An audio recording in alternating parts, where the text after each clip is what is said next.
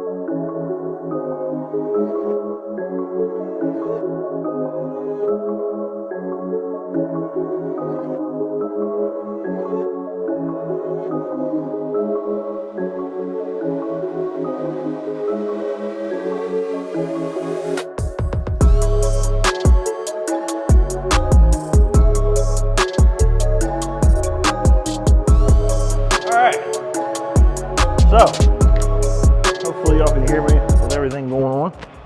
Welder's running and heaters are running. But there it is. That's the first pass I've ever done with this. And as you just saw, as I'm literally just dropped the arc, and I'll be daggone if the thing just didn't fall off. And I just tightened the chuck. So I'm not exactly sure what happened there. I'm gonna look into it, obviously. But literally the first time using the machine, see if I can get the focus there. First pass ever with it. You know, if I can get this thing dialed in, I think it was worth it personally. The one complaint I do have so far, just off the first pass, one, the length of the pedal. I had to take my old Free State beer crate, wooden crate that I had from many moons ago. They don't even exist anymore, I don't think. And hold the pedal down, because the cable wasn't long enough to reach since I'm all the way down there. Granted, it wasn't meant to do what I'm doing. And the other big thing is the tab for the ground. That thing is tiny, so I'm gonna have to make something for that. But initial pass, I mean, can't really knock it. That doesn't help. Zoom, focus, something.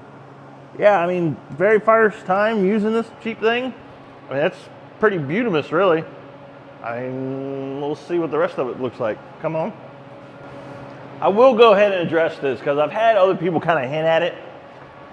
Yes, I know I'm running my Lincoln 275, and yes, I understand this is a Miller helmet. The reason I keep running this Miller helmet whenever I'm TIG welding is because this is one of the few things that I actually got off the show when I did Truck Night in America. Season 2, they were, you know, sponsored by Miller. So even though I've typically always leaned towards the red, this is what I have from Truck Night in America. So kind of means something to me, so I won't let it go. That's why I'm running a Miller helmet. Before any of you go, oh, that don't make any sense. Well, maybe it makes sense to you now. Anyway, moving on.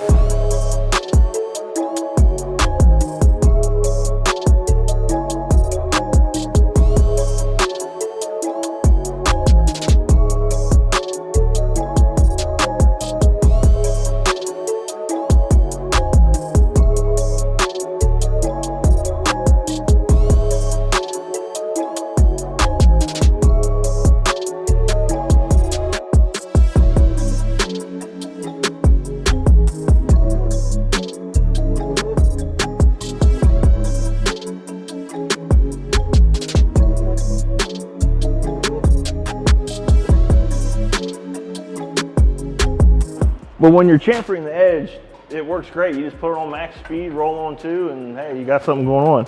Just hold it steady and perfect edge. Same with, you know, using the tube sander, it works great. Just put it on max speed and go. Something about the voltage regulator, it doesn't like the really slow speed. To be fair, we probably, again, I'd have to look the specs up on this machine. I probably have it maxed out right now. Even though this, I mean, this is kind of heavy.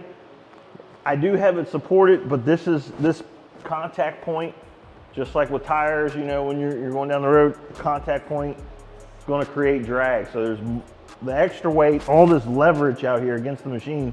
Then there's a contact point. I know that's really working this little thing probably beyond what it was rated for.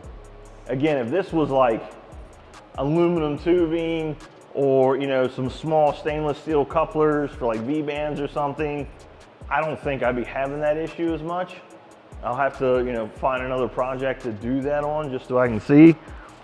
So far, it's not hateful for what it is. It's just, I kind of decided to really just put it through the ringer right out the gate, and it's only doing so.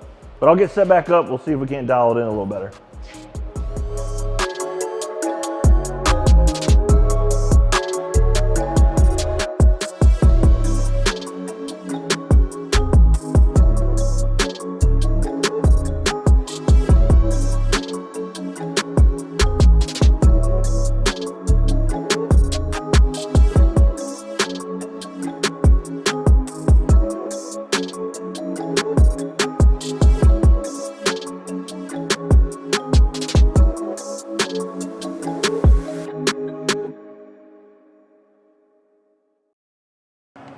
No camera trickery here. See if this thing will focus in on me, phone me. So I was struggling a little bit. This thing's going a little bit faster than I personally want. I'm sure guys with more experience, you know, on a turntable wouldn't have an issue with that. That's what speed it is. But I'm trying to make it to where it doesn't, you know, stall out on me while I'm going, because that was so frustrating the last time. So that wasn't too hateful. I feel that was decent. Focus, man, killing me. That was decent. Again, guys with more experience on the turntable than me probably would make that look more gooder. But yeah, that came out pretty good. So the thing is, you know, that's the root pass. Oh, nope. Hold on, never mind. Again, that turned out really good. But let's see if we can finish it up and make it, you know, prettier than the other side. The other side was a little rough trying to finish it out there because it kept stalling out. Let's see what it'll do this time.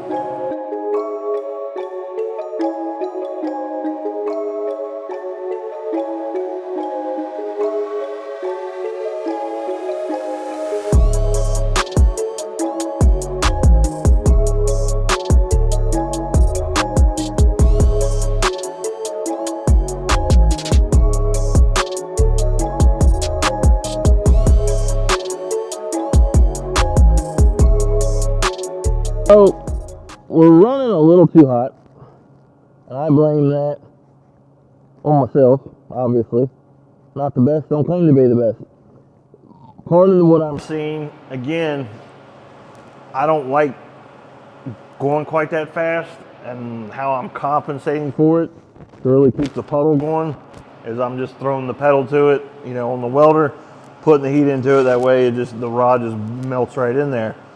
Not the best way to do it. Not, you know, I'm not trying to teach you how to weld here. There are far better, you know, welding instructors out there. Man, there's so many. The biggest one when I was coming up, you know, YouTube had just started. And actually, when I first started learning to TIG weld, YouTube wasn't even, I don't even know if YouTube was around. I don't know if YouTube existed. And that's, man, I'm starting to get old. I started learning how to TIG weld roughly just under 20 years ago, like 17, 18 years ago. And then after I took like a beginner's crash course at a local community college, that was like 6 or 8 weeks. I started searching for stuff, and finally, after a few years of searching, because there wasn't a whole lot, you know, 06, 07-ish, there really wasn't a whole lot out there. There was some stuff, but then I came across a guy named Jody, or Weldmonger, Welding Tips and Tricks, I believe is his channel. I think that's what he goes by. Anyway, you know, years ago, 10 plus years ago, that was huge help, because I messed a lot of metal up on my own. Anyway, do I think this is worth the money? It's got on off. Again, rotation. Don't like how small the ground clamp is. And it's got a speed switch back here. It's lightweight, right? I've got it pegged out probably far beyond what it should be doing what I'm doing here. So we got to take that into consideration, right? It's one of the cheapest ones on Amazon. I think there's one cheaper, but it's a smaller size and it's, you know, rated for less weight. So, you know, think about that if you go to get one. I think this machine is worth it for a beginner, a novice, just trying to learn. You're not wanting to spend a lot of money on it. I wouldn't recommend spending $2,500 right out the gate if you're just learning the, you know, weld and you're just trying to, you know, get your feet under you. I would take the money you save on that and put it into a better machine.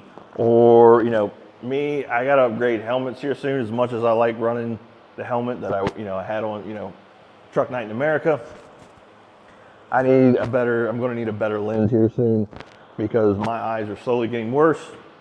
You know, stigmatism, fairly bad in the left eye, and it's in my right eye as well. So I just need something that helps me see better, you know, with that bright light coming back at me and reflecting off my lenses as well.